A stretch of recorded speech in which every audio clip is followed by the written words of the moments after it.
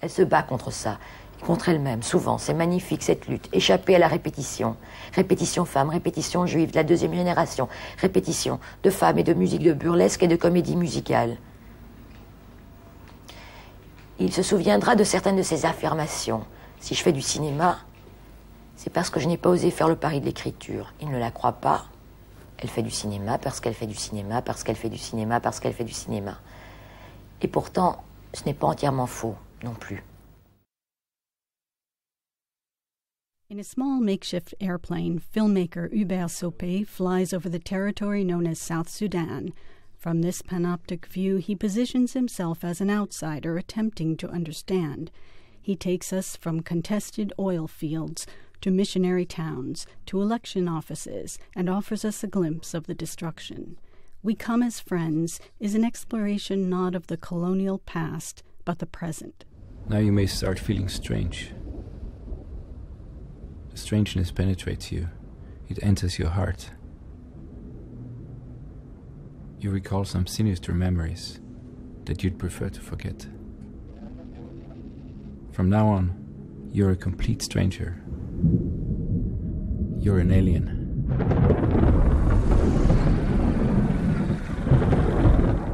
We Come as Friends is a kind of a reflection about what is the soul of colonialism. And from the air, you can kind of map the history of colonialism. For example, you fly over tribal villages in Central Africa. You see that there is no straight line, there is no trees planted in an alley, there is no square house, there are no fences, no borders, and and as soon as you see like 10 trees lined up, it's probably where the missionaries set up camp. She's ashamed without the uniform. Well,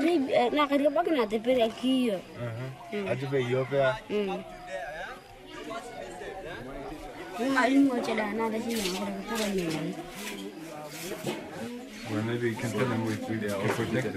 Huh? They all say that they were beaten because of not having school uniform.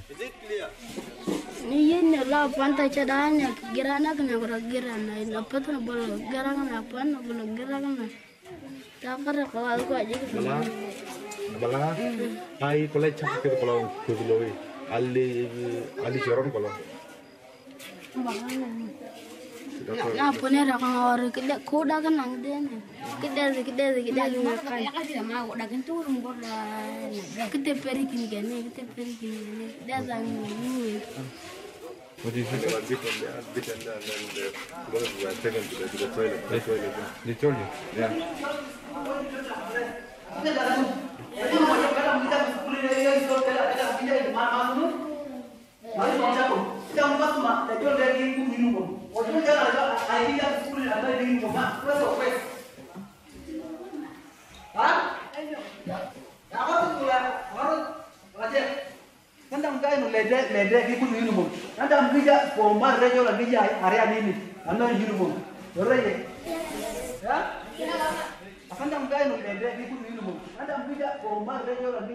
African tribes always existed. It's like there's one tribe, there's the Dinka here, and there's the Nuer here, or the Maasai, or whatever.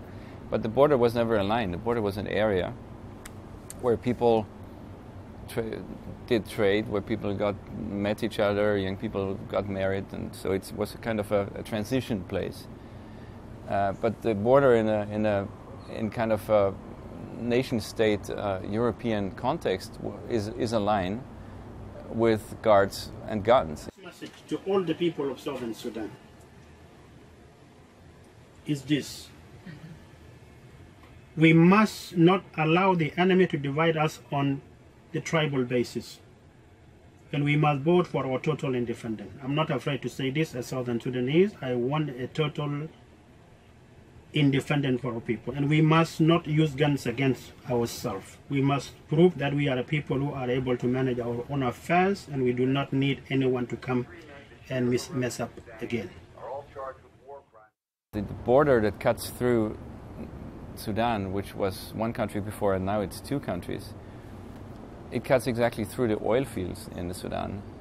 And why does it cut through the oil fields? Because because there's an interest behind it. You know, it's because one side or one empire or one group of people or one group of multinational companies take one side of the border and the other group take the other side of the border. So the border of the Sudan that cuts through the Sudan is kind of a repetition of history, because the whole legacy of colonialism was cutting up Africa out of Europe in the Conference of Berlin. You know, it's like 120 years ago.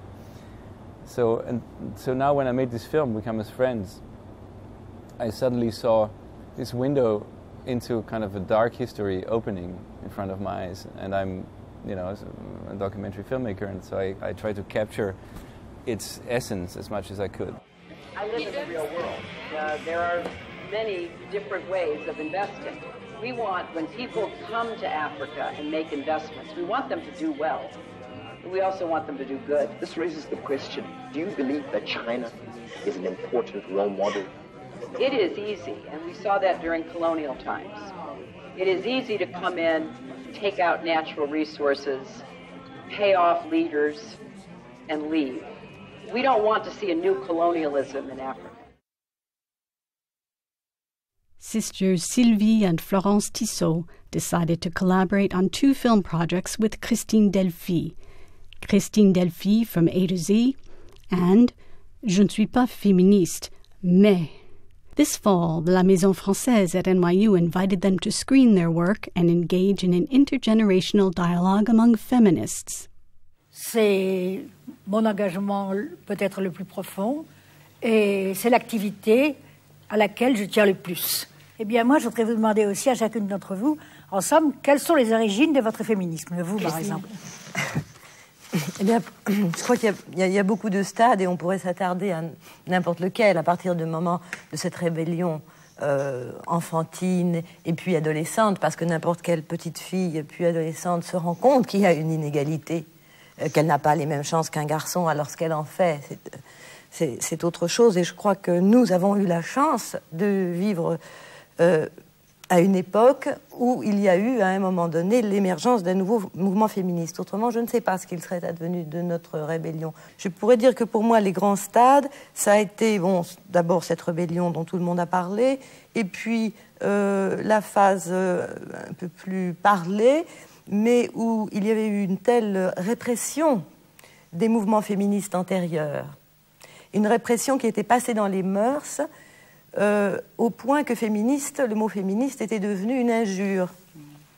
Et c'était vraiment quelque chose de connoté très péjorativement. Et je me souviens de toute une période où, quand j'avais la moindre chose à dire, je commençais mes phrases par « je ne suis pas féministe, mais ». Et ça, je crois que beaucoup de femmes reconnaîtront leur passé dans cette phrase. Sylvie had this this first idea of making a film that would be called Christine Delphi from A to Z.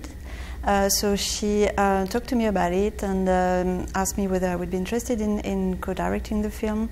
And I thought it was a brilliant idea, and I was really interested in this project, but also I thought it would be important to make another film that would be more accessible, a sort of 1 hour kind of film, more accessible to people that would have never read anything about Christine Delphi.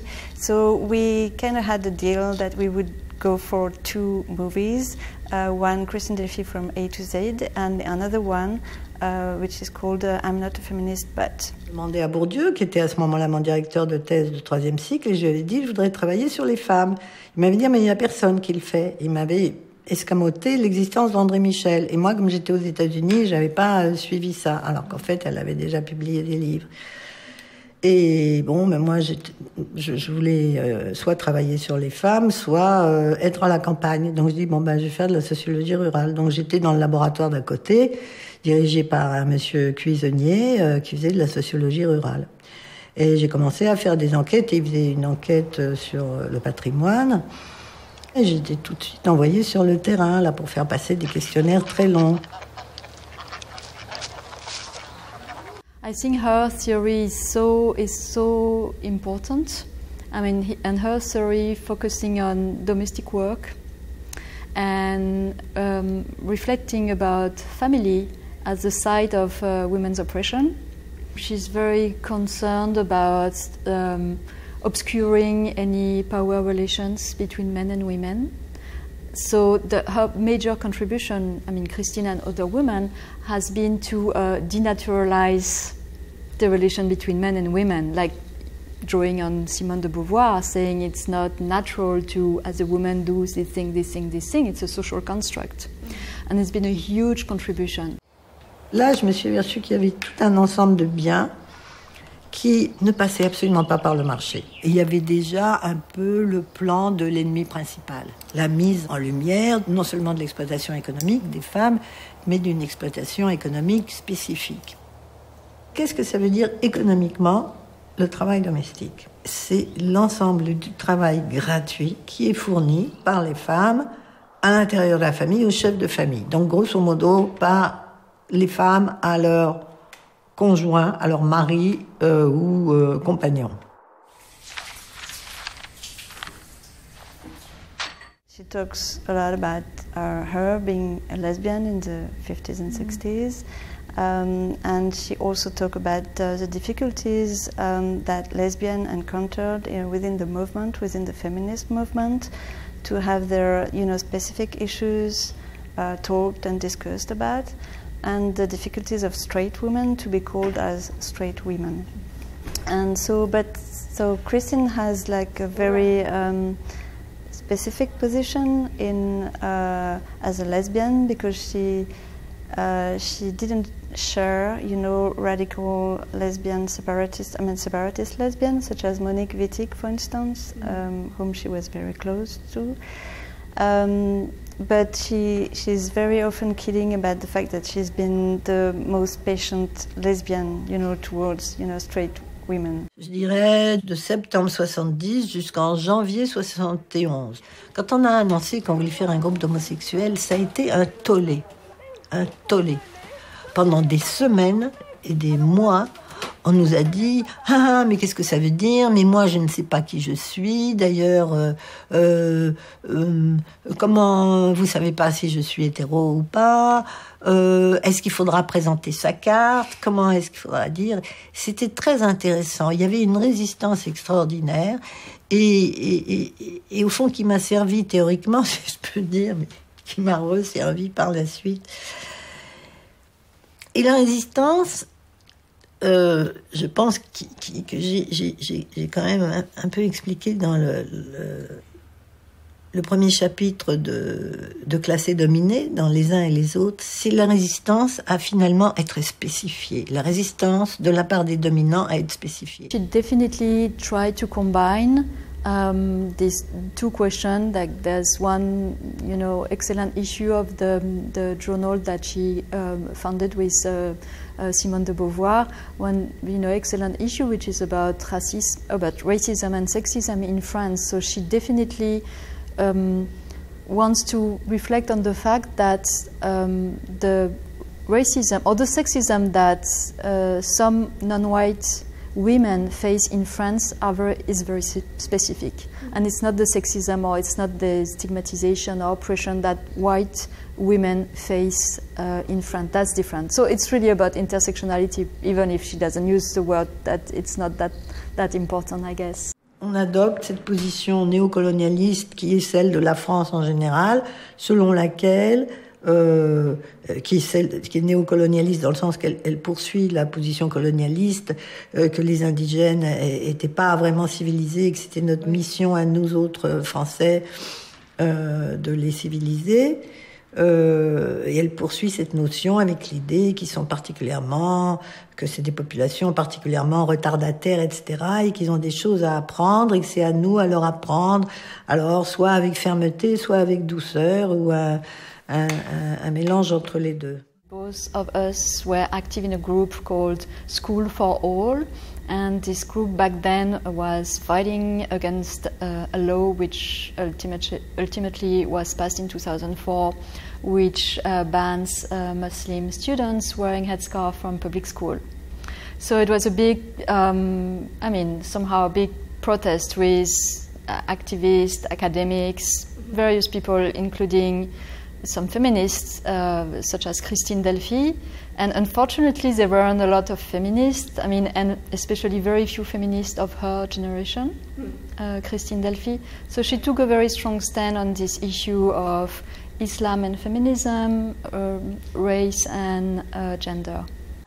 On est là parce qu'il vient de se passer une loi qui a été votée avant-hier par le Sénat et qui est maintenant définitive, parce qu'elle a été votée par l'ensemble du Parlement, et qui décide de l'exclusion, de confirmer que les jeunes filles portant le foulard sont exclues de l'école publique, que c'est très grave, que c'est une loi qui est attentatoire aux droits humains fondamentaux, aux libertés publiques fondamentales. C'est une loi raciste, c'est une loi discriminatoire, et on est là pour protester contre cette loi, et on est dans ce cortège parce que nous estimons que c'est une loi contre les femmes aussi. Christine Delphi, think of the interaction between gender and race, and think about all these issues today as a feminist. She's one of the few that think about that. On s'attaque à une question et puis on en découvre une autre, et chemin faisant, etc. Bon, et à chaque fois on découvre de nouvelles dimensions de l'oppression. Je pense qu'en France, on n'avait pas du tout même pris en compte le racisme. Il s'est exprimé avec une grande violence.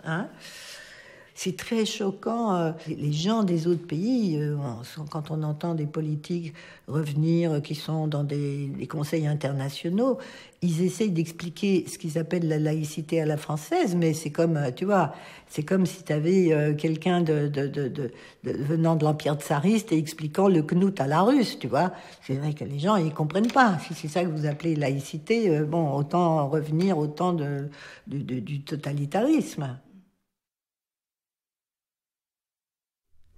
For many film critics around the world, Chantal Akerman is considered a pioneer of modern cinema. Many of her films critiqued dominant forms and ideas. In her documentary De l'autre côté, she films migrants crossing the U.S.-Mexico border. At the age of 25, she directed Jeanne Dielman, 23 Quai du Commerce, 1080 Bruxelles, a feminist film which is widely considered her masterpiece. Canapé revisits 2 interviews with the late film director.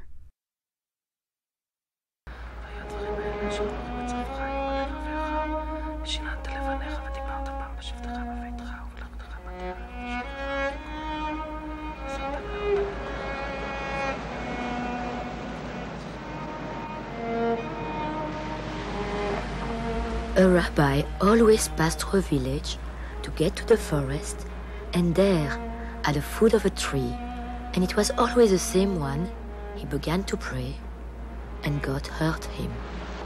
His son too always passed through the same village to get to the forest, but he could not remember where the tree was. So he prayed at the foot of any old tree, and God heard him. Quand j'avais 21 ans, j'avais envie un peu de bouger. Et je suis venue habiter à peu près 2 ans à New York. Et donc là, j'avais déjà fait un film, 2 films, 2 courts-métrages. Et là, j'ai fait que des petits boulots. Et en fait, j'avais envie de voir une autre vie. Et j'ai aussi découvert à ce moment-là le cinéma expérimental américain qui m'a passionnée.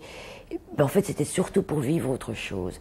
Après, j'ai fait des films ici, forcément, parce que c'était devenu un endroit que je connaissais tellement bien, que j'ai énormément aimé, qui est terriblement cinématographique par sa construction même, comme on sait.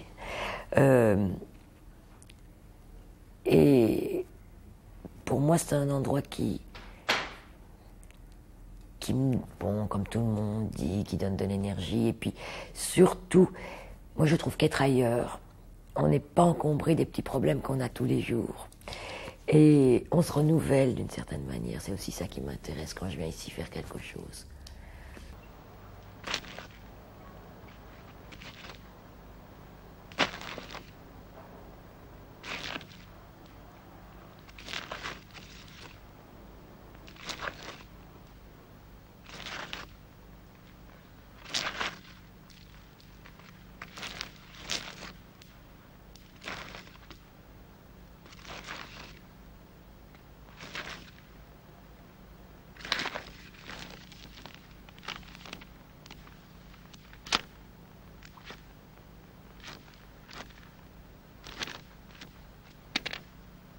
je me retrouve totalement, il me semble pas du tout loin, tout en sachant que ça a été fait 25 ans avant.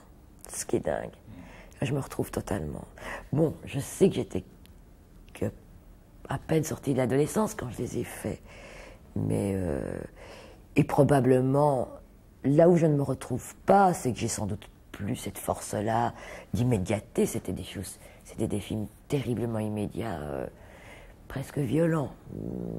Je pense que, malheureusement ou heureusement, mais je me suis quand même adoucie, j'ai arrondi les angles. Ça, c'est la vie qui fait ça. Peut-être que quand je deviendrai de nouveau très vieille, je serai de nouveau dans la même violence que quand j'étais plus jeune. C'est ce qui me sortait du ventre à ce moment-là. Je me disais pas, oh, par rapport à un tel cinéma ou un tel cinéma, je vais faire comme ci, comme ça. Non, c'est comme ça que je sentais les choses, c'est tout. Bon, après, ou la critique, ou les gens, ou les théoriciens pensent que j'avais une attitude militante. Je parle par rapport à un certain type de formaliste ou formel. C'est comme ça que je sentais les choses. Ça coulait de source pour moi.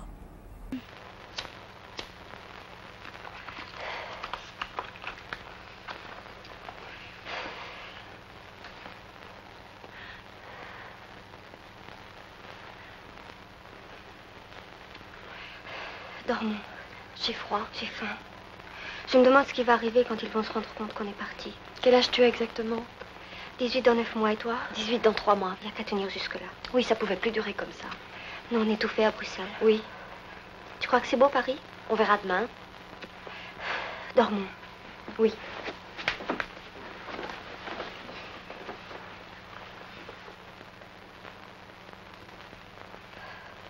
J'ai froid, j'ai faim. Je pense que c'est très important que des jeunes gens voient des films qu'ils ne pourraient pas voir et donc découvrent des choses que j'ai faites moi il y a 25 ans. Et le découvrent et ça a l'air d'être pour eux tout à fait frais, comme si c'était fait maintenant. Ce que je trouve assez... ça me fait plaisir, quoi. Les films n'ont pas tellement vu. Je pense qu'ils n'ont pas vieilli. Et que ça a l'air d'être une révélation pour eux. C'est ce que j'ai un peu ressenti, moi, dans ces 3 jours. Ici, il y a plein de gens qui disent « c'est grâce à vous, c'est si j'avais pas vu vos films, j'aurais pas commencé à faire des films ». Et moi, j'ai toujours dit ça, si j'avais pas vu Pierrot le Fou, j'aurais jamais fait de film. Tout d'un coup, on dit ça sur moi, je me sens quand même... c'est bien, bon, ça fait vivre ce qu'on a fait, quoi. Parce que quand on est seul chez soi, dans sa chambre, et qu'on n'a aucun rapport avec tout ça, parce que c'est quand même la plupart du temps, moi, ce que je fais, être dans ma chambre et essayer d'écrire des choses, je suis complètement coupée du monde et je ne sais pas, au fond, ce qui se passe. Puis tout d'un coup, on vient et puis tout d'un coup, il y a un rapport là, avec le monde et on se rend compte que le monde, un certain monde, a un rapport avec tout ce que vous avez scribouillé et filmé pendant des années. C'est formidable quand même, ça fait plaisir. Veuillez excuser ma fille Michel. Elle a eu la grippe.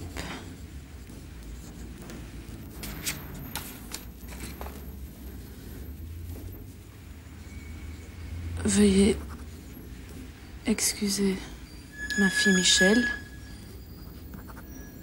Elle a dû se rendre à un enterrement. Sa grand-mère est morte. Veuillez excuser ma fille Michel. Elle a dû se rendre à un enterrement. Son oncle est mort.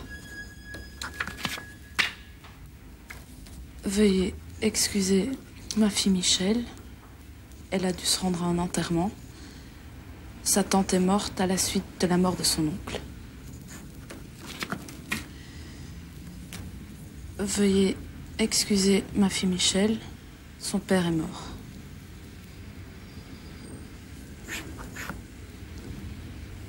Elle est morte. Love is possible if someone accepts that the other is another. I think. Otherwise, it's just... you kill yourself. You kill each other, you know. In a way, he's like a vampire, you know, sucking our blood and killing himself. And he's killing himself because I think he's the captive. She's not. He's much more the captive of his own craziness. It's about an obsession. And I'm obsessed, and I'm an obsessive filmmaker. And also it takes place in an apartment with lots of hallway, corridor, and rooms, and some of my films were already treating that, and it was like my world. Il parlera de langage, de documentaire et de fiction, de juifs et de deuxième commandement. Il dira, elle est née en Belgique en 1950, de parents juifs, née en Pologne, et son cinéma est tout imprégné de ça. D'ailleurs, elle en a parlé, l'a montré, a même parlé du deuxième commandement de Dieu, qui, sans qu'elle s'en doute, la pousse à faire des images frontales. Et bien sûr, elle n'est pas contente qu'on dise ça. Ça l'enferme, elle voudrait bien échapper à cette image. Elle se bat contre ça, et contre elle-même, souvent. C'est magnifique, cette lutte. Échapper à la répétition. Répétition femme, répétition juive de la deuxième génération. Répétition de femmes et de musique de burlesque et de comédie musicale. Il se souviendra de certaines de ses affirmations. Si je fais du cinéma, c'est parce que je n'ai pas osé faire le pari de l'écriture. Il ne la croit pas. Elle fait du cinéma parce qu'elle fait du cinéma, parce qu'elle fait du cinéma, parce qu'elle fait du cinéma. Et pourtant, ce n'est pas entièrement faux non plus. Elle se bat contre ça, et contre elle-même, souvent. C'est magnifique, cette lutte. Échapper à la répétition. Répétition femme, répétition juive de la deuxième génération. Répétition de femmes et de musique de burlesque et de comédie musicale. Il se souviendra de certaines de ses affirmations. Si je fais du cinéma, c'est parce que je n'ai pas osé faire le pari de l'écriture. Il ne la croit pas. Elle fait du cinéma parce qu'elle fait du cinéma, parce qu'elle fait du cinéma, parce qu'elle fait du cinéma. Et pourtant, ce n'est pas entièrement faux non plus.